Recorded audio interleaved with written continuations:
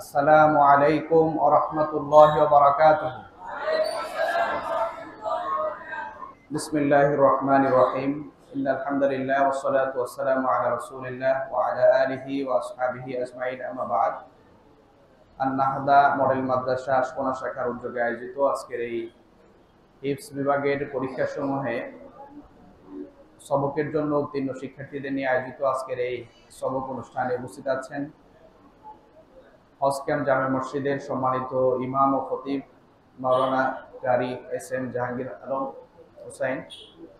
উপস্থিত আছেন আন-নাহদা ফাউন্ডেশনের সম্মানিত সিনিয়র ভাইস চেয়ারম্যান, বিশিষ্ট আলেম দ্বীন, ইসলামিক স্কলার, খতিব আশকোনা আল বাসির জামে মসজিদের সম্মানিত খতিব ডক্টর কামরুল হাসান শাহিন। উপস্থিত অন্যান্য আগত অতিথিবৃন্দ এবং আমার সামনে উপবিষ্ট প্রিয় ছাত্রছাত্রীরা এবং প্রিয় আসলে আমরা শুরুতে একটু আন্তরিকভাবে দুঃখ প্রকাশ করছি যে এখানে শুধুমাত্র যারা সবক প্রাপ্ত শিক্ষার্থী তাদেরকে নিয়ে আমরা তাদের এবং তাদের অভিভাবকদের নিয়ে আমরা আজকের এই প্রোগ্রাম করছি।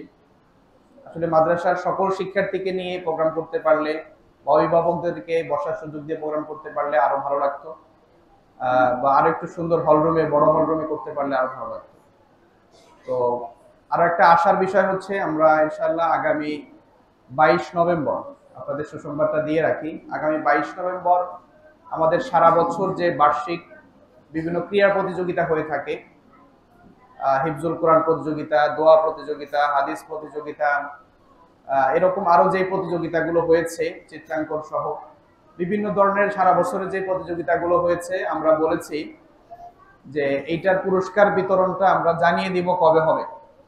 তো আমরা আজকে জানিয়ে দিচ্ছি আনুষ্ঠানিকভাবে, আগামী 22 নভেম্বর মাদ্রাসার সকল শিক্ষক, শিক্ষার্থী, অভিভাবকদেরকে নিয়ে আমরা একটি বড় হলরুমে আমরা এই প্রোগ্রামটি করব। আমরা ইতিমধ্যে হলরুম বুকিংও দিয়েছি, কনফার্ম করেছি।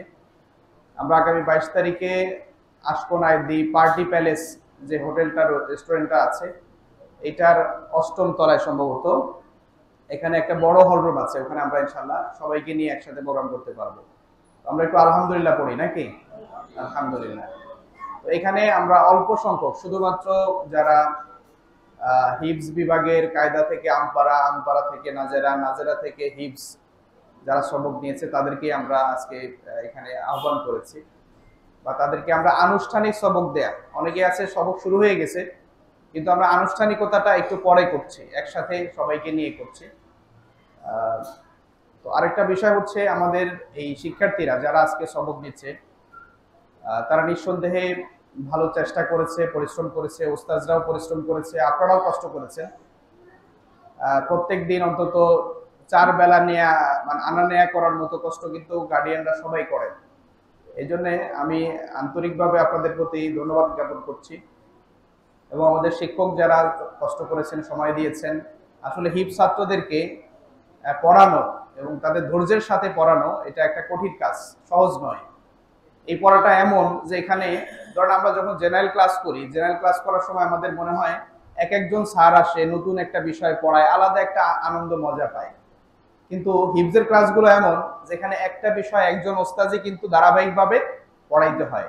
এটা ওস্তাদের জন্য যেমন একটা ধৈর্যের ব্যাপার আছে, শিক্ষার্থীদের জন্য একটা ধৈর্যের ব্যাপার আছে। সবাই মিলে একটা পরিশ্রম আমরা এখানে করছি। তো এটা যেন সার্থক হয়, সুন্দর হয়, এই মান উন্নয়নের ধারাবাহিকতা যেন ঠিক থাকে, এই জন্য আমি কয়েকটা বিষয় বলবো। 1 নম্বর হচ্ছে শিক্ষার্থীদেরকে সময় মতো প্রতিদিন ক্লাসে নিয়ে আসা। শিক্ষার্থীদেরকে যদি আমরা সময় মতো নিয়ে আসি এবং নিয়মিত নিয়ে আসি, দুইটা জিনিস আমরা খেয়াল করব। একজন শিক্ষার্থীর ধারাবাহিক প্রোগ্রেসের জন্য, ধারাবাহিক মান উন্নয়নের জন্য এই দুইটা বিষয় খুবই গুরুত্বপূর্ণ, সময় মতো এবং নিয়মিত নিয়ে আসা। আমরা অনেক সময় দেখা যায় ছোট ছোট কারণেই হয়তো একটু ঘুম থেকে উঠতে দেরি হয়েছে, এই জন্য আর একবেলা নিয়ে আসেনি, এই গ্যাপগুলো অনেক সময় হয়ে যায়, বা ছোটখাটো প্রোগ্রামের কারণে তার ক্লাস আমরা মিস দেই। এই বিষয়গুলো আমরা একটু সচেতন থাকবো। অভিভাবকগণ যত বেশি সিরিয়াস থাকবেন, শিক্ষার্থীরা তত বেশি তাদের পড়ালেখার প্রতি সিরিয়াস হবে। আমাদের বার্ষিক ক্যালেন্ডার দেয়া আছে, বার্ষিক ক্যালেন্ডারটা আপনারা দেখবেন, সেখানে দেখবেন ছুটি আছে, লাল দাগ দেয়া যেই তারিখগুলো আছে এগুলোতে ছুটি আছে। আপনারা এই ছুটিগুলোকে সামনে রেখে আপনাদের শিডিউলগুলো যদি সাজান, বাসায় যাওয়া বা বিভিন্ন প্রোগ্রাম শিডিউল সাজান, এতে করে শিক্ষার্থীদের পড়ালেখার যে ক্ষতিটা হয় অনুপস্থিত থাকলে, এটা থেকে বাঁচবে। আমি প্রায় বলে থাকি, একজন শিক্ষার্থী যদি একদিন ক্লাসে না আসে তার 3 দিনের পড়া ক্ষতি হয়। 3 দিনের পড়া ক্ষতি হয় কিভাবে? অর্থাৎ সে যেদিন আসে নাই ওই দিনের পড়াটা 1 নম্বরে তার ক্ষতি হয়, যে ওই দিনের পড়াটা সে পারে না। 2 নম্বর হচ্ছে গতকালকের পড়াটা তার থেকে নেওয়া হয় না। 3 নম্বর পরের দিন আসার পরেও সে পড়ার সাথে তাল মিলাইতে পারে না, সমস্যা হয়ে যায়। এই জন্য আপনারা মনে করছেন যে হয়তো একদিন মিস যাচ্ছে, আসলে একদিন না, একদিন মিস গেলে ওর আলটিমেটলি 3 দিনের ক্ষতি হবে এবং এতে করে ওর পরীক্ষার ধারাবাহিক ফলাফলের অসুবিধা হবে। আমাদের যেহেতু এটা হিপসের যাদেরকে নিয়ে আমরা এখানে বসছি তারা সবাই হিপস ডিপার্টমেন্টের, যার কারণে এদের জেনারেল পড়াটা কিন্তু ক্লাসের পড়া ক্লাসেই রেডি করে দেওয়া হয়। তো আপনারা যার কারণে যদি ক্লাস মিস করে তাহলে দেখবেন শিক্ষার্থীরা কিন্তু অনেক পড়া থেকে কি হচ্ছে, বঞ্চিত হচ্ছে।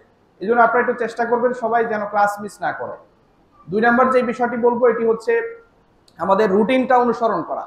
যেই দৈনন্দিন রুটিন আছে সেই রুটিনটা ফলো করা। ওর ঘুমের টাইম দেয়া আছে যে কোন টাইমে ঘুমাবে, কোন টাইমে উঠবে।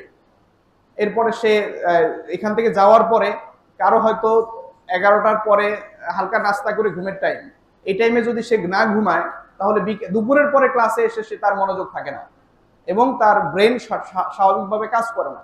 কারণ একজন শিক্ষার্থী ফজরের পর থেকে ক্লাস করছে, করার পরে সে যদি ধারাবাহিকভাবে আবার 1টা পর্যন্ত না মানে জায়গায় থাকে, ঘুম না দেয়, তাহলে দুপুরের পরে এসে আবার ক্লাস করাটা এটা সহজ স্বাভাবিক নয়।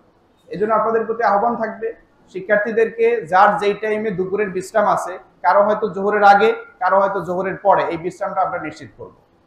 3 নম্বর যে বিষয়টা আমি বলবো এটি হচ্ছে আমাদের এই শিক্ষার্থীরা এখন তাদেরকে গড়ে তোলার সময়। এই গড়ে তোলার সময়টাকে আমরা যদি ঠিকভাবে কাজে না লাগাই তাহলে ভবিষ্যতে আমাদের জন্য সবার জন্যই কষ্ট হবে। যেমন আমি যদি ছোট্ট একটা উদাহরণ দেই আপনাদের বুঝতে সহজ হবে। ধরেন একটা 10তলা বিল্ডিং করেছে একজন, 10তলা বিল্ডিং বা ভবন যে নির্মাণ করেছে, এখন নির্মাণ করার পরে সে বুঝতে পারছে যে বিল্ডিং এর 2টা পিলার এটা এমন ভাবে লাগানো হয়েছে যেটা বিল্ডিং এর জন্য ক্ষতিকর, বা বিল্ডিং এই 2টা পিলার ঠিক জায়গায় লাগানো হয় নাই। ধরেন এখানে 2টা পিলার আছে, এই 2টা পিলার এখানে না দিয়ে একসাথে 2টা পিলার লাগাই ফেলছে, অথবা এটা দেয়ই নাই, এমন হয়েছে যে পিলার ছাড়াই সে কি করেছে 2-3টা পিলার সে দেয় নাই।